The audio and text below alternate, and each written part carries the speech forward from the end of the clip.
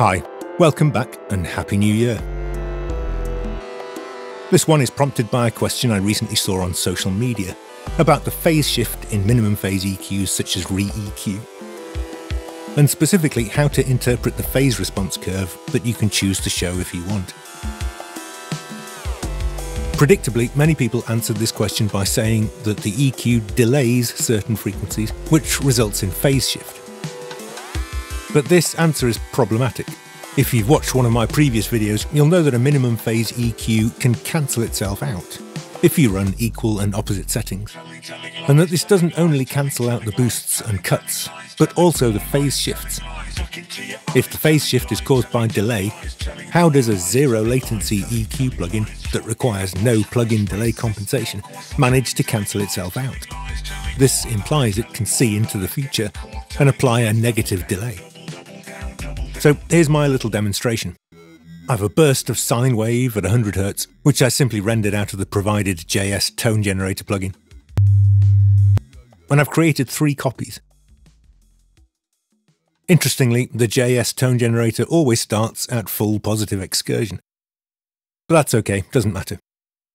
Now let's unmute the first copy, right-click, and invert the phase to quite literally turn the waveform upside down. Now it starts low, and for every peak in the original, there's a trough in the copy. Now when I press play, we get silence, as you'd expect. They cancel out perfectly.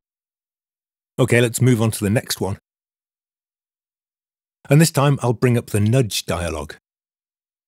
Now, this being a 100 Hz sine wave, logically one full cycle must take 10 milliseconds. So if I nudge this clip to the right by 5 milliseconds, we should have shifted it by half a cycle. And sure enough, the peaks and troughs now line up with the inverted copy above.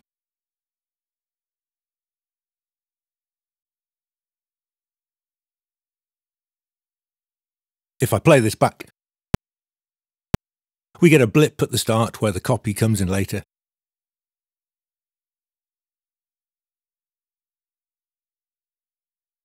And a blip at the end where the original stops sooner. But in between, the 2 signals cancel perfectly again. So let's think about that for a moment. We've achieved a 180-degree phase reversal in 2 different ways. Here we've done it with 5 milliseconds of delay, but up here we've done it without any delay.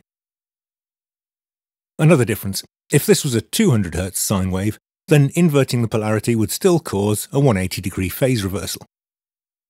But delaying a 200 Hz signal by 5 milliseconds will actually shift it by a full cycle. It'll be shifted 360 degrees and end up back in phase with the original. This is why mixing delayed signals with the original results in comb filtering, of course. But anyway, there's the proof. Delaying the signal always means phase shift.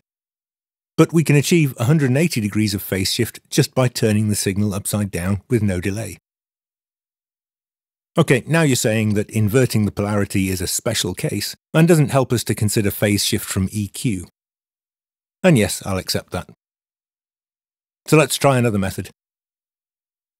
Here's the final copy, and I've added an instance of Re-EQ to the track. Let's delete all but a single band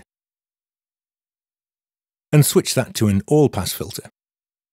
This is an interesting filter type that doesn't affect the frequency response at all. If I adjust the gain slider, nothing happens.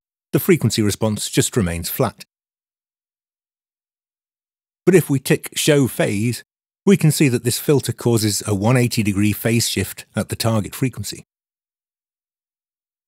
which then returns gradually to 0 phase either side. So let's set this to exactly 100 Hz and see what happens to our null. At first, this seems very similar to the delay. We get a blip at the start and end, but in between there's a perfect null. The first clue that it's not the same lies in the sound. Let's listen to the delayed version again. That blip doesn't sound the same as this one.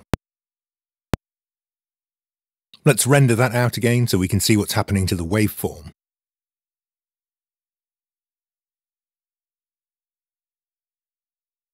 And look how interesting this is.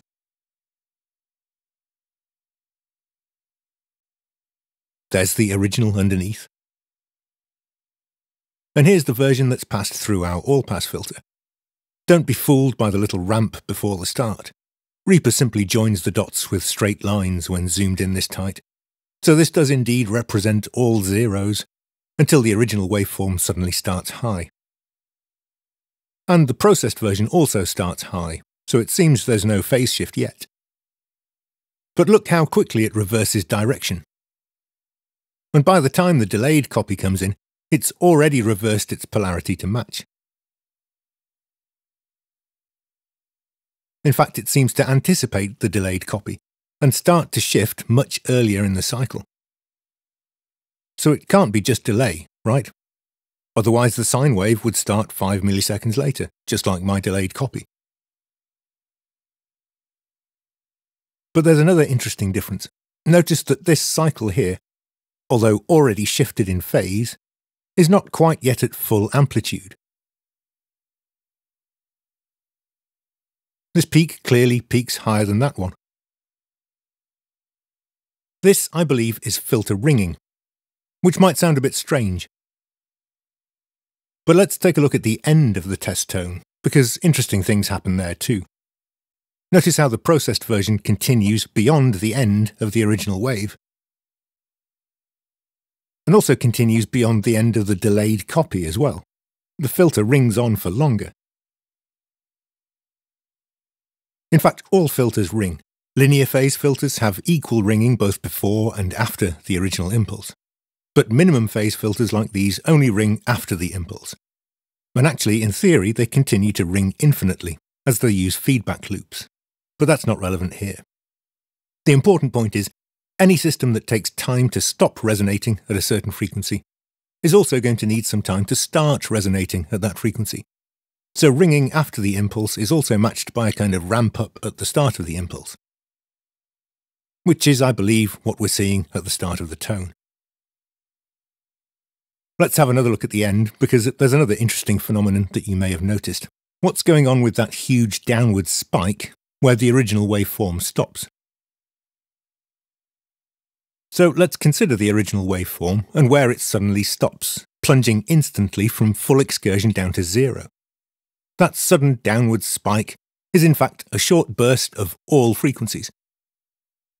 If we consider that spike separately from the 100 Hz test tone, it's suddenly easy to see that the sine wave has shifted in phase, while the spike has remained mostly intact. But instead of going from a positive value down to zero, that spike now goes from a negative value to an even more negative value, and by the look of it, almost doubles the peak level of the wave. So this actually answers another common social media question. How come an EQ cut makes my track louder? Which in fact should really be, how come phase shift can make my peak levels higher? But that might be a topic for another day. That's all for now. Thanks for watching.